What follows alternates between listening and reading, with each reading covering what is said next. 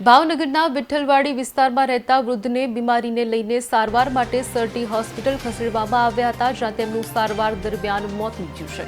જે અંગે તેમના પરિવારજનો દ્વારા એવો આક્ષેપ કરવામાં આવ્યો છે કે ડોક્ટરની બેદરકારીના કારણે તેમનું મોત થયું છે. મૃતકના પરિવારજનોએ હોસ્પિટલના સ્ટાફ સામે કાયદેસરની કાર્યવાહી નહીં થાય ત્યાં સુધી મૃતદેહ નહીં સ્વીકારે તેવી ચીમકી પણ ઉચ્ચારી છે. મારા ફાધર ને 2 દિવસ પહેલા સરટી હોસ્પિટલમાં હાર્ટ એટેકમાં આવેલા અને જ્યારે લાવ્યા ત્યારે કોઈ મેડિકલ સ્ટાફ કોઈ હાજરમાં નહોતો. ત્યારે મેં એનો વિડીયો બનાવેલો. વિડીયો બનાવ્યા એટલે મને એમ કીધું કે વિડીયો બંધ કર, નકર પોલીસની ધમકી આપી. પોલીસવાળાને બોલાવ્યા અને મારા ફાધર માટે કોઈ ટ્રીટમેન્ટ કોઈ કરતું નહોતું. એના બેદરકારીના હિસાબે મારા ફાધરનું મૃત્યુ થયેલ છે 2 દિવસ પહેલા અને આજે એક્સપાયર થઈ ગયા હતા.